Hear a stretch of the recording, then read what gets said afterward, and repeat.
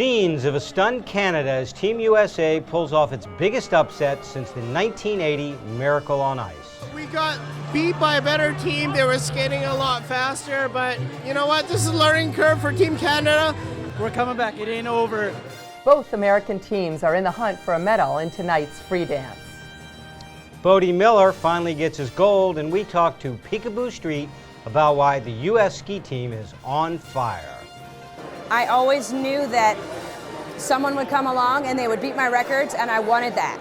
I always wanted that, and I'm excited about it. I'm not the kind of athlete that's like, oh, you know, I want to hang on to my title forever. Welcome to Vancouver Today. I'm Christine Brennan. And I'm Reed Cherner. Team USA over Canada 5-3 in Vancouver last night. You don't have to dress it up any more than that. Ryan Miller made 42 saves against Canada. With the win, the U.S. gets a bye into the quarterfinals.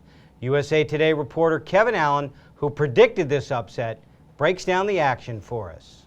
From the Americans' perspective, this was an absolutely huge win. They've set themselves up to have an easier road to a medal. For the Canadians, they're a team that historically gets better as the tournament wears on. It's not out of the realm of possibility that Canada can come back and win the gold medal, but they will have a more difficult path to do that. The American team is going to be all about goaltending. Ryan Miller has been playing with the Buffalo Sabres this year, probably the best goalie in the National Hockey League. And the feeling among the American selection committee was that he would give them a chance to win every game regardless of how well they did or didn't play. And clearly, you know, he kept the team in the game. Across Vancouver, it was standing room only in bars and on the streets as thousands watched the most anticipated Olympic event yet.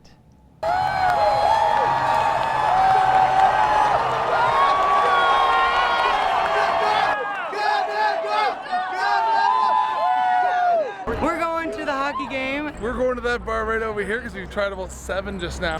We're just going to walk and walk and walk until we get somewhere. We're not going to miss this game or nothing. Yeah, we're all taking part in it. It's been a lot of fun for everybody here. We do love the Americans, and we love most is to beat them at hockey. I'm looking forward to it even if she's not. She'll be looking for the scraps. I'm looking for the game. It's crazy here. This whole street is filled with people. It's a party! Woo! Go Canada! Go Canada! So much spirit, so much energy, man. It's liveliness. Everyone's here. It's all about Canada. One love, one spirit. Let's win this game! USA! No freaking way! USA! No freaking way! We just even up the score. We're gonna come back and beat USA. Powered by Go Canada! Go! Go Canada! Go! Everybody is rooting against us right now. It's ridiculous. It's absolutely crazy in here right now. We actually love having the Americans here because it makes it more exciting. America, you guys are great. You're strong, but you can't skate and you can't win. You gotta do what you gotta do.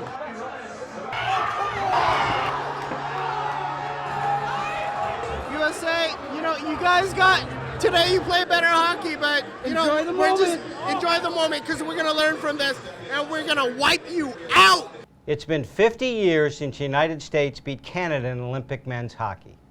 50 years, it's like half a century. It's a long time. It's kind of like our lives, yeah. Huge. I mean, Miracle on Ice, you know, 30 years ago, it's not that. And I think that's important to kind of make that clear. That was an entirely different situation. But because of how big in Canada, of course, hockey is, men's hockey, this team, this is the most important gold medal for them to win. And to lose to the United States, which is a team that not necessarily people thought it's going to be in the medal round even, or be in the medals. And, you know, the whole city, I'm sure you walked around, you know, just seeing the bars and the restaurants and people, everyone's riveted. And then the United States beats them, you know, oh gosh, it was a tough day for Canada. Well, I don't know, what did you think of it? It's funny, you go back to 1980, if we don't win the gold medal, that upset of Russia is big but not huge, and we don't make a 30-year anniversary. So if the USA wins gold, this is a incredibly big game. If they don't, it's like the first round of the NCAA where Butler, you know, upset somebody, and then you forget all about it when we get to the Final Four. So it'll be fascinating to see how the USA team comes out of this. Well, and then also for Canada, because now they've got a tougher road to get to the gold medal game, and the pressure is on even more. You know, the shootout the other day, now they lose to the United States. it's still, the country's just going to have to wait to exhale for several days. So it'll be fascinating to see how Canada handles this as well. Yeah, it's going to be a little bit of a wait for the Canadian fans. Bode Miller finally picked up a gold medal in yesterday's men's super combined.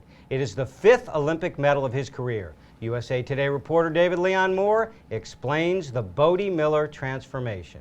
Bode Miller was a punchline. He was a joke. He came in as the most talented skier in the world who pretty much thumbed his nose at the Olympics, went 0 for 5, and went away. And a lot of people thought we'd seen the last of Bode Miller. What he's done here is come in with a completely different frame of mind. He's passionate about his skiing, and now he's become an Olympic legend in a week. He has 5 Olympic medals, most in U.S. history, and there's only 3 men in the history of Olympic skiing that have as many medals as he does, and they're all Olympic Hall of Famers. For me, the measure of a ski racer has always been, how versatile they are, how close to 5 events can you become proficient at, or the best at. And I think obviously an overall World Cup season, you can prove that, where you win in all 4 disciplines, all 5 disciplines in one season, and that was a huge accomplishment for me. I was really that was something I was proud of, and to do it in one Olympics, I think it's different because it requires a lot of luck. It requires a lot of things. That's why no one's done it before, not because they're not capable, but it just requires a lot of things to go your way. But I am in a good position to do it, but that doesn't guarantee me anything. But I'm racing the other 2, so I have a chance. I'm not much of a crier, but it was pretty cool. I think it means a lot to my family to be here, and I have a lot of friends and coaches and ski team people that have helped me out. So I think it was a really cool moment for a lot of people. We talked to former Olympian Picabo Street yesterday about the accomplishments of this ski team. Here's what she had to say about their record 8 medals. Bode's drive comes from within his own gut. And when your drive comes from within, you kind of set your own pace, and you kind of march to the beat of your own drum, and you have a confidence and a belief in yourself that can surpass everything. He has evolved as a person and grown as a man on a public stage, and that is never easy for somebody to do. I'm really hoping that he's up on the walls in the ski team clubhouses around the country like he deserves to be, because he's a spectacular skier. He is the essence of feeling the snow, feeling the terrain, and creating a dance with it that feels great to him and translates great for the audience watching. Bode being back with the guys and racing with the guys, let's face it, he is an amazing skier. And if you can get on the course and train day in and day out with an amazing skier like Bode or Lindsay on your team, even Julia, you see them having success, I'm sorry, but it just makes it that much more possible for you in your mind to go, oh, dude, I've been within like 1/10 of a second of him before, or I smoke him in training all the time. I can do this. If he can do this, I can do this. And that's what you're seeing going on with the U.S. ski team right now in Whistler, is they're going, if she can, I can. If he can, I can. U.S. ice dancing pair Merrill Davis and Charlie White sit in 2nd place after last night's original dance. Torino silver medalists Tanith Belbin and Ben Augusto are in 4th place. Spoiler alert. Christine, you ruined the men's by explaining it to us 2 days before it happened. But break down the dance right here. Well, first of all, I think the real miracle on ice occurred at ice dancing last night, because the Russians are not in 1st place. And the Russians always win in ice dancing, or almost always win the Olympic gold medal in ice dancing, and they're 3rd. And they had those terrible garish costumes, the Aborigine thing. But they skated even worse than their costumes. So you got the worst costumes you've ever seen in a skating competition, and then they were awful. Now, they should be about 10th, but because this is the Russians, and this is ice dance, and it's figure skating, it's judged, they're 3rd. And that's unfortunate for Tanith Belbin and Ben Augusto, because they really should be 3rd. But the first 2 are young ice dance teams, the Canadians and the United States. They train together in suburban Detroit. They're best friends. And with the point totals and the way that they're ahead right now, Reed, I would say, go out on a limb here, but in ice dance, I would say it will stay exactly the same way. Canada will win the gold. Davis and White will win the silver for the United States in a great performance. And then the Russians will, get that bronze medal, which means that the Russians will not win an Olympic gold medal in figure skating because they don't have a candidate really to win in the women's. It will be the first time since 1960, if the Russians don't win this tonight, the first time since 1960 that they will not have won an Olympic gold medal in figure skating. Now, when you broke down the men's, it was a little bit of a judging controversy according to the Russians. Yeah. This one, no or yes? Well, the Russians will be very upset because, of course, they are Russian and they just want to win stuff. And I know I always sound like I'm hard on the Russians, but I mean, in 1978, their entire judging corps was kicked out for a year as kind of a lifetime achievement award for cheating. And so, you know, this is what the Russians do, and they expect to win. And Plushenko's still whining and complaining, apparently. And so, you know, I think that. No, I don't think it'll be a judging controversy. I think there would be the controversy if the Russians somehow come back and win. They're just not as good. These are young teams, Virtue and Moore and Davis and White. They're young, they're strong, they're innovative, they're edgy, they're doing stuff that these other ice dance teams, Reed, are not doing. And if the sport is going to grow and if it's going to be fair, and the new judging system actually is doing a pretty good job of so far in this competition of having the right people win, then you've got to have, I think, the Canadians or the younger Americans winning this thing. You want to know? We'll find out whether you're going to stay undefeated. I'm a little nervous about that, but we'll see. Anyway, the women's hockey team faces Sweden today in the first playoff game. In the 2006 Olympics, Sweden defeated the United States, forcing them to settle for bronze and denying the U.S. team the chance to play rival Canada for the gold. Before the games, the team talked about their goal in these Olympics: play rival Canada for that gold medal. I think we're definitely looking to win the gold on Canadian ice. We don't like Canada, especially for ice hockey. Obviously, it's a great feeling anytime you beat Canada because they're a great team. So of course we'd like to win, and that's our goal, but I don't think it's a burden per se. It's more of an honor. They're our biggest rivals, and they kind of paid us the favor of winning the gold on our turf in 2002. So being able to do it in 2010, I think will be a great accomplishment. And I'd like to think that Canada has even more pressure.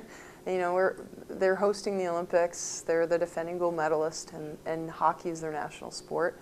So in a way, we're the underdogs. It's always a battle whenever we play them, and it's exciting, and there's always a lot on the line, especially championships. Going up to the Olympics, anyone can say you won 5 out of the 5 games against Canada. It doesn't matter because anyone knows going to the Olympics, anything can happen in the Olympics. And it just comes down to now playing really good hockey in February and having a lot of will to win a gold medal.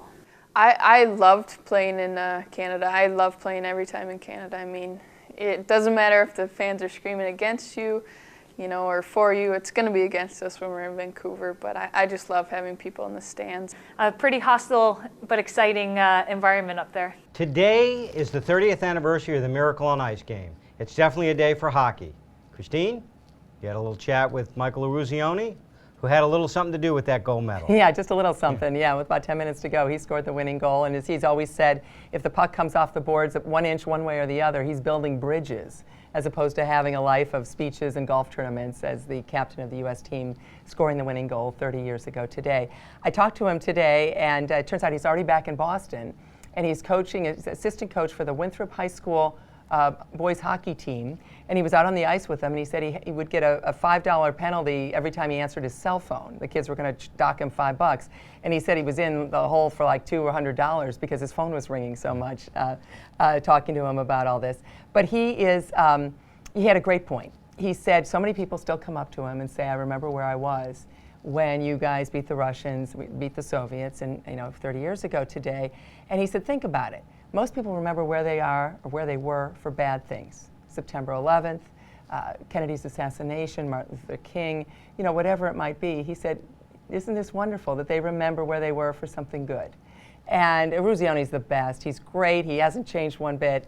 And it was nice to talk to him. And actually, I'm kind of hokey and a little Pollyanna-ish about this, but to thank him, thank him for that, because it's a great memory. I think it's the greatest sporting event.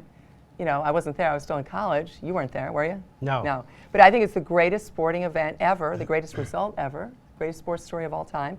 And this guy engineered it, and he's still talking about it and loving it 30 years later.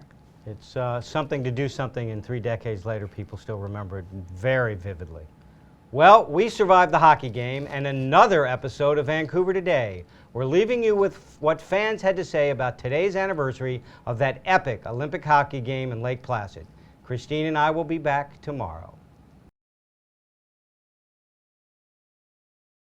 I was actually in school an hour away from there, and most of the reason I'm here today is because I missed the Olympics in Lake Placid. So I've kicked myself for 30 years, and here I am.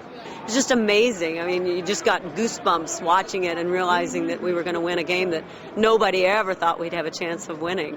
And the movie that came out it brought all those memories back, and it's just some great memories for for the United States sports. It was a thrill of a lifetime to watch our underage college minor league guys go up against probably the best team that ever skated on the ice. So it was fabulous. A lot of patriotism after that. A lot of flags showed up on balconies and outside people's houses, and people took an interest in hockey too. And we continue to recognize those guys as a nation, and don't forget what they did for us.